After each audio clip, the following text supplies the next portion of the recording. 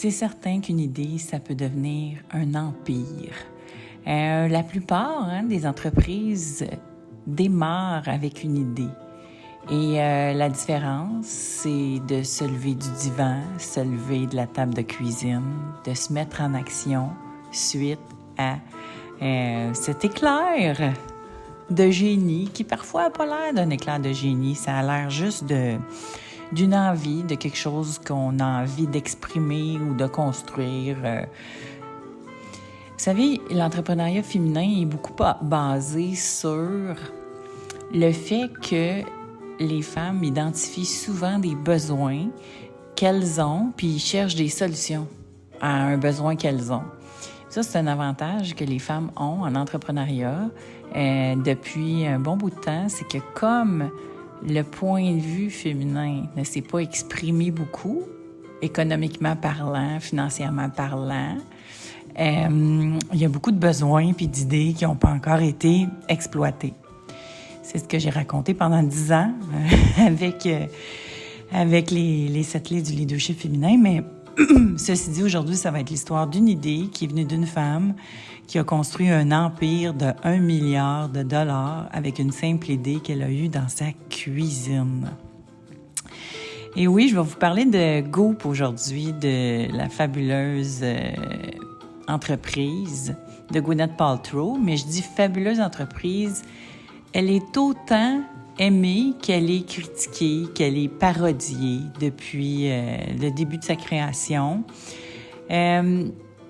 Et le génie que Gwyneth Paltrow a eu, puis évidemment, elle est bien entourée, là. C'est une fille super intelligente, puis elle a toujours été capable de bâtir sur les critiques qu'elle a eues, bâtir à partir des controverses qui ont été suscitées par son entreprise, son image, ce que les gens en pensent. Puis, full disclosure, là, aujourd'hui, j'ai hésité avant de vous faire le deep dive. En fait, pour vrai, c'est pas ce deep dive-là que je voulais vous faire. Je vous mentionne souvent en passant Jacinthe René et son empire, qui, je le sais, s'est inspiré beaucoup de l'histoire de Goop. Fait qu'on va commencer par le commencement. Mais c'est sûr que j'hésite à parler de la fabuleuse histoire entrepreneuriale de Jacinthe parce que je sais ce que ça crée dans les médias. Et ce que ça crée, c'est de la critique. Ce que ça crée, c'est en anglais, on dit scrutiny. Et je veux pas lui nuire. Je veux pas que ça lui nuise. Moi, je veux pas. Tu sais, tout ce que je vais faire, c'est dire à quel point je trouve extraordinaire. Puis je vais vous parler du modèle d'affaires. Mais j'hésite un petit peu avant de le faire au Québec. Je le dis comme ça, là. Fait que, parce que c'est dangereux pour une femme d'être reconnue pour son talent en affaires ou pour son chiffre d'affaires. Ça vient avec des gens bêtes que Caroline Néron pourrait vous raconter, que Jacinthe elle-même pourrait vous raconter. Mais ceci dit, si on est capable de accepter de vivre avec cette critique, cette controverse, ces préjugés-là qui viennent encore des médias traditionnels puis ou des gens sur le web ou du numérique, ben on peut construire des grosses business. Parce qu'en ce moment, au moment où on se parle, l'entreprise de Gwyneth Paltrow est évaluée à 1,6 milliard de dollars. Une infolettre à 1 milliard. Alors, voici ce que je vous raconte aujourd'hui. Donc, Gwyneth Paltrow, là, vous allez me dire, oui, Janie, c'est une infolette, c'est une business qui est construite sur une infolette, mais la fille a gagné un Oscar, tu sais, elle est connue mondialement. Oui, je vais vous dire oui, ça c'est vrai. Elle est partie donc avec une notoriété, puis c'est vrai qu'un vrai succès qui est construit sur le numérique peut fortement bénéficier de ce qui se passe dans les médias traditionnels ou de l'accélérateur que peut constituer le média traditionnel. Mais je parle pas juste des journaux, là. Tu sais, je parle de la télé, du cinéma, etc. Ce que Gwyneth Paltrow, elle a construit sur sa notoriété. Ce qu'elle avait, c'est de la notoriété, puis avec un Oscar, une certaine crédibilité, puis elle a décidé de construire là-dessus. Mais je pourrais vous nommer énormément d'artistes qui ont essayé de partir des affaires, puis ça n'a pas fonctionné. Fait que ça veut pas dire que tu es connu puis que ta business va fonctionner. C'est de faire le pont entre les deux, c'est exactement ce qui m'intéresse pour aider les gens à accélérer leur développement d'affaires. C'est donc de construire ou de développer sur la notoriété. C'est ce que Gwyneth Paltrow a fait avec Adresse et Aplomb. Ceci dit, elle l'a fait avec beaucoup d'écoute. Ce que je constate que certains, c'est pas tous les entrepreneurs qui ont ça. Ils sont pressés, ils veulent lancer des produits, ils veulent lancer un projet, mais ils sont pas prêts à entendre le consommateur pour décider qu'est-ce qu'ils vont aimer le plus puis qu'est-ce qu'ils vont aimer. Bref, c'est ce qui a aidé beaucoup Gwyneth Paltrow dans son entreprise. Donc, en 2008, son père a eu un cancer. Elle est à la maison. Elle vit en Angleterre. À ce moment-là, elle est mariée avec le chanteur de Coldplay. Hein? Fait que, il y a plus plate comme vie de housewife, je vous le donne. Alors, petit, on s'entend, Gwyneth a sorti avec Brad Pitt. Fait que, tu sais, je veux dire, elle a pas une vie plate. Puis oui, tu sais, ça suscite certainement de la jalousie déjà au départ. Moi, je trouve ça formidable, là. Mais bref, fait que de sa cuisine, elle se préoccupe beaucoup de sa santé, de son bien-être, de sa longévité. Son père est décédé, ça l'a beaucoup affecté, elle était très proche de son père. Et donc, elle décide de partir une infolette. Une infolette où elle-même écrit. Bon, évidemment, je dis elle-même. On parle d'une superstar. Évidemment, elle a été aidée à l'époque, là, mais c'est pas des énormes moyens. Pour partir une infolette, pour que ce soit beau, parce que tout ce qu'elle a fait a toujours été, dès le départ, très haut de gamme, très design, très liché. Donc, au niveau du brand puis du look, ça a toujours été très, très pensé. Fait que c'est sûr qu'il y avait déjà une équipe. Mais en 2008, elle envoyait des conseils, des choses qu'elle avait découvertes puis qu'elle voyait pas ailleurs dans son infolette, puis elle recommandait ça aux gens qui se sont mis à la suivre, basée sur sa notoriété qu'elle avait déjà. Ceci dit, elle a sûrement mis des choses en place pour attirer les gens à son infolette, si bien que en 2011, elle a environ 100 000 abonnés à son infolette qui la suivent, puis elle parle un peu d'elle, puis elle raconte son quotidien, puis tout ça. Et donc, en 2011, elle commence à avoir des abonnés. Puis là, elle commence à se dire, OK, je pense qu'elle s'est incorporée en 2011. Ensuite, elle se rend compte que ça attire des gens, puis que quand elle fait des recommandations, là, on débute le marketing d'influence. Fait que quand on fait des recommandations, les gens l'achètent. Fait qu'elle commence à faire des deals pour pouvoir suggérer des produits et pouvoir avoir du revenu là-dessus. Alors, elle commence donc à monétiser son entreprise et elle investit, je pense, à peu près 1 million ensuite là, dans la création d'un site web pour pouvoir devenir éventuellement transactionnelle. Puis si au départ, elle recommande des produits puis elle fait de l'argent là, sur ses recommandations, donc marketing d'influence, lifestyle, wellness, elle se rend compte que de vendre ses propres produits, donc sa propre marque, je pense que ça a commencé avec des vêtements, vendre des choses de sa propre marque, c'est encore plus payant. Alors, c'est ce que Goop se met à faire. Elle se construit rapidement une équipe. Puis là, on s'entend, là, ça a doublé, puis ça a triplé, puis c'est devenu assez gros aujourd'hui. Donc, entreprise évaluée à 1,6 milliard de dollars. Le site web transactionnel Goop, donc, commence à vendre des produits. Puis, je dirais que le plus gros accélérateur de sa business, en 2015, elle fait 15 millions de chiffre d'affaires à peu près par année à vendre toutes sortes d'affaires.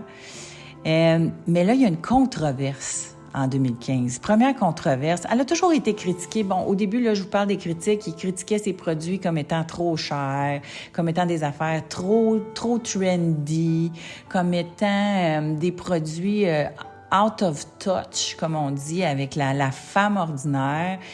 Mais toutes ces controverses-là, elle s'en est servie comme pour attirer l'attention, puis elle-même parodiait les parodies d'elle-même.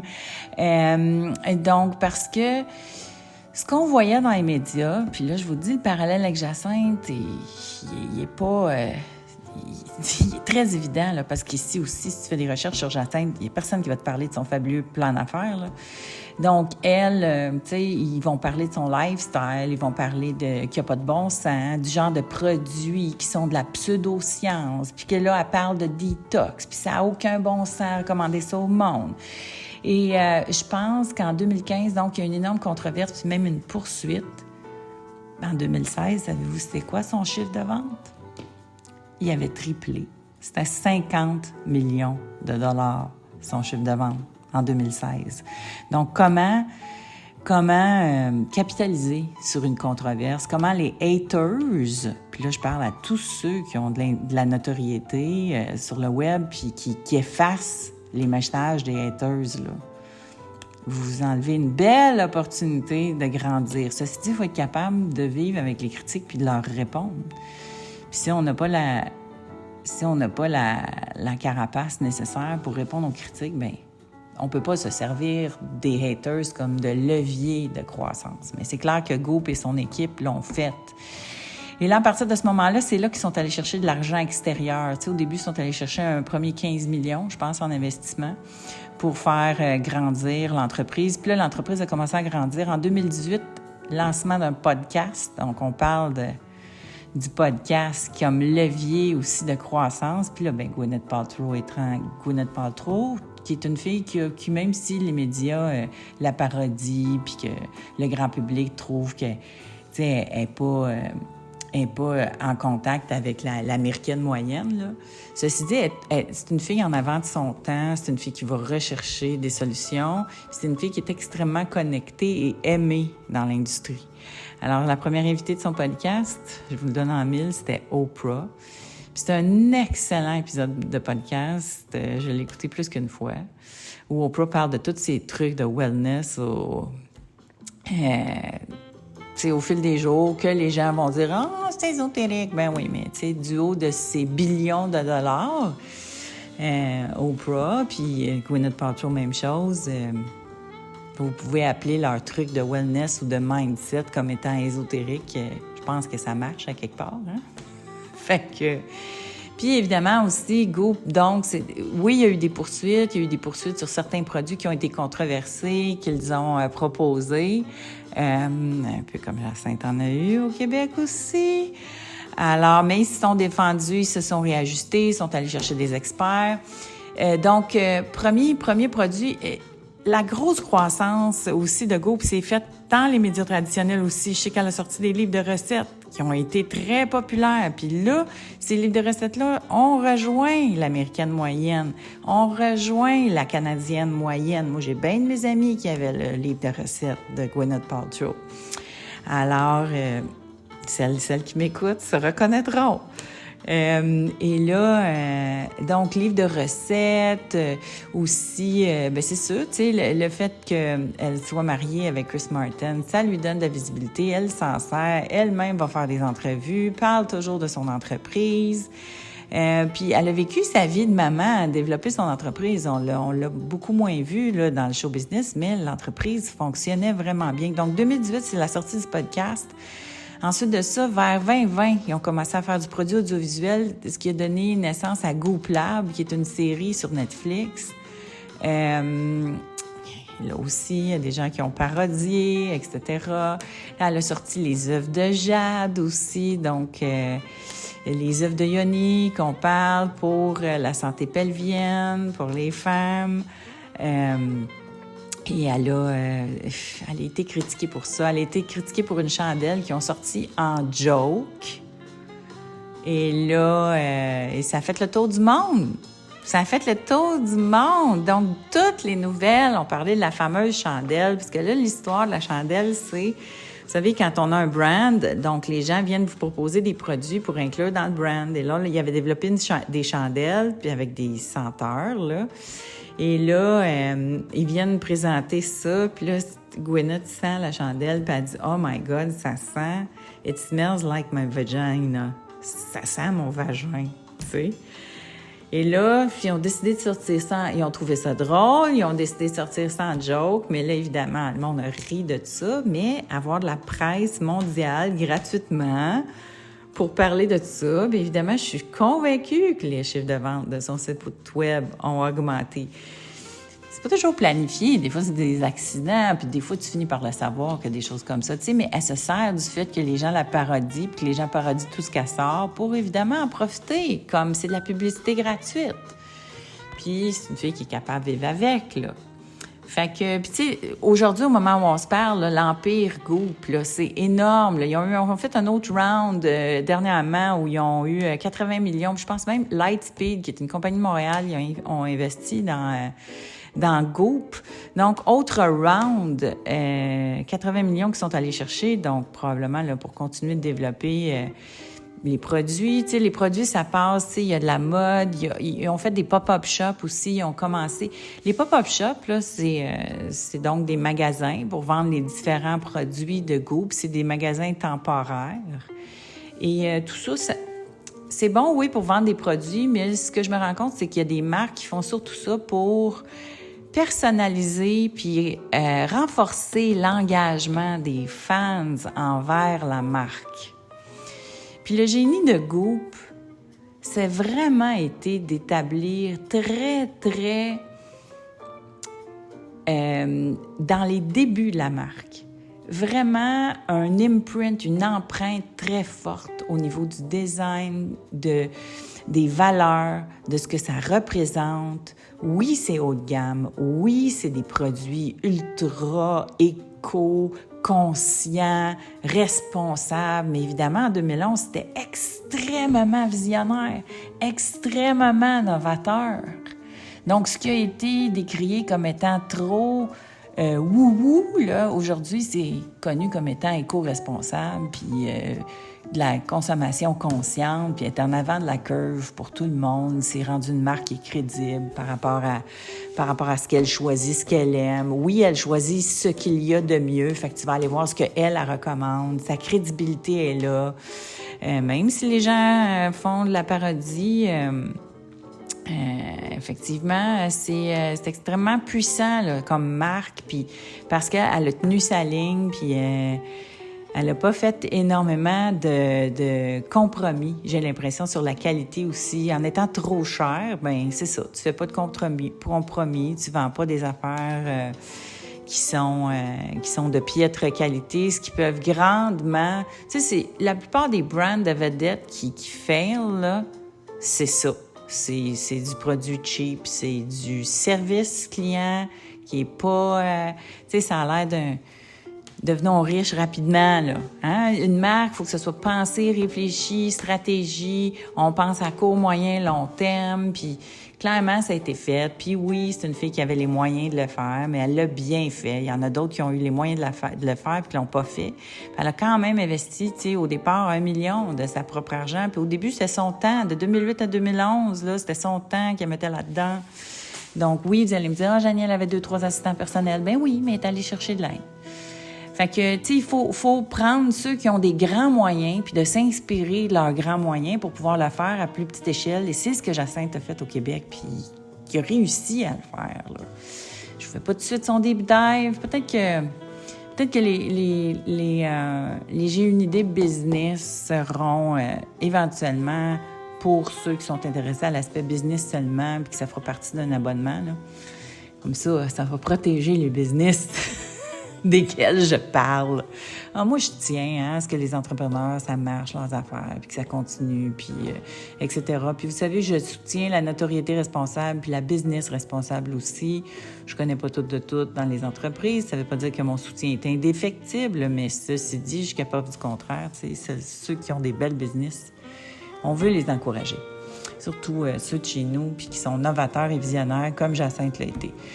Et comme Gwyneth Paltrow l'a été. Puis oui, peut-être que certains d'entre vous, ça écœure qu'elle a sorti avec Brad Pitt, puis qu'elle a marié le chanteur de Coldplay, puis que là, son mari aussi, c'est un supropétard qui est un exécutif dans le monde du show business. Mais pourquoi ne pas s'inspirer de tout ce qu'elle a fait de bien pour pouvoir le reproduire? Donc, ça part d'une infolette dans laquelle on peut partager ses valeurs, ses intérêts, ses idées, ses produits qu'on recommande, comme je le fais. Hey, en passant, c'est ça me fait penser. j'avais pas réfléchi à ça avant, dans le sens où j'avais pas fait le lien par rapport à Gwyneth, mais la boutique, j'ai une idée sur que j'ai mis là, sur Amazon, dans lequel je vous recommande les produits que j'aime. Là, c'est juste des produits que j'adore, que je sais qui marchent, qui sont hot. Je vais pas vous mettre des produits pour vous mettre des produits. Puis ça, c'est même pas quelque chose que je vais monétiser à mort. Là. Je le fais parce que je passe mon temps à recommander des produits aux gens. Puis au moins, je vais dire, ben gars, va voir, ils sont là, tu sais, plutôt que texter tout le temps la photo de Olaplex, là, parce que les produits pour les cheveux, honnêtement, là, je connais ça, gang, là. Fait que, puis tu sais, je recommande tout le temps, tout le monde vient vers moi, c'est quoi le meilleur produit pour les cheveux? Parce que moi, j'ai eu de la perte de cheveux, puis beaucoup de soucis de cheveux dès mon plus jeune âge. Fait que j'ai essayé plein d'affaires, puis aujourd'hui, heureusement, il y a des bons produits qui fonctionnent. Et ceux qui sont disponibles sur Amazon, là, j'ai commencé à faire une liste, là. Pour ceux et celles que ça intéresse. Le Game Changer, là, toutes les filles qui sont après ménopause, là, K18, ça vous prend ça. Puis Olaplex aussi, vous irez voir sur la boutique J'ai une idée. Alors, ceci dit, donc, Goop, fabuleuse histoire. Et on est rendu donc avec podcast, avec des séries sur Netflix, de la vente de produits, des pop-up shops. Donc, boutique en ligne, cours en ligne aussi. Je sais qu'il y a des cours en ligne. Son entraîneur personnel donne des cours en ligne. C'est un peu le modèle d'Oprah, finalement. Donc, les cours en ligne et il y a aussi des retraites, là. Avec COVID, ça a arrêté. Je sais pas si ça en a fait depuis COVID, là, mais elle faisait des retraites aussi. Ces événements-là sont pas des stands pour des grosses entreprises comme Goop. Je suis pas certaine que ces événements-là sont des événements qui sont là pour monétiser autant que pour engager l'audience, donc pour augmenter l'engagement. Parce que c'est ça qui compte, c'est l'engagement. Puis quand je dis Goop, vous allez voir comme pourquoi la marque est si forte. C'est que quand je dis Goop, vous pouvez savoir c'est qui le style de Goop. Il est très, très défini. C'est pas ça a commencé très niché. On a ri de cette niche-là, tu sais, qui était ultra privilégiée, ultra grano, ultra responsable et conscient. Ceci dit, on l'imagine dans notre tête exactement la personne qui va suivre Go. Puis là, de plus en plus, tu sais, après ça, les gens qui aspirent à devenir comme ça, ben vont commencer à consommer les produits. Donc, une marque est forte quand c'est ça. Autre truc, pour ceux et celles qui m'écoutez, plus vous êtes niche au départ sur le web, plus vous êtes niché dans ce que vous proposez, plus vous vous adressez à une personne en particulier que vous êtes capable de définir, de son habillement, au genre d'activité qu'elle fait, au genre de place qu'elle aime fréquenter, plus vous êtes capable de l'identifier de façon précise, plus vous avez des chances que votre projet va trouver non seulement son public, mais qui va attirer et magnétiser les gens que vous recherchez. Mon Dieu, je viens d'entendre un gros bruit. Ma fille, c'est une gameuse, alors je sais pas ce qu'elle vient de gagner, là, mais bon. Alors, voilà, c'était mon semi-deep dive. Là, je vous ai donné quelques chiffres, quelques nombres. Au moment où on se parle, je pense qu'il y a 4 millions de followers de Goop sur Instagram. J'imagine que sur d'autres plateformes aussi, il y a des gens qui suivent. Il doit y avoir du YouTube. Je sais pas s'il y a du YouTube. Je sais pas tout de tout. En passant, là, c'est un survol et du plan d'affaires et du deep dive de Gwyneth. Mais rappelez-vous de ça, là. L'infolettre à 1 milliard. Inspirez-vous de ça. C'est le genre de projet qui me passionne. Alors, puis allez voir si, les cheveux, s'il y en a qui ont des soucis de perte de cheveux ou des cheveux qui cassent, allez voir ça. Je vous recommande ça dans la boutique. J'ai une idée aussi. Je veux remercier les gens qui se procurent mon outil, La puissance d'une histoire. Ça me permet de continuer à faire ce podcast-là parce que oui, il faut que ça se monétise. Oui, il faut que je sois soutenue par vous dans ma création de ce contenu que je fais avec tout mon cœur et ma passion. Merci beaucoup d'être là, tout le monde. Alors, on se revoit la semaine prochaine.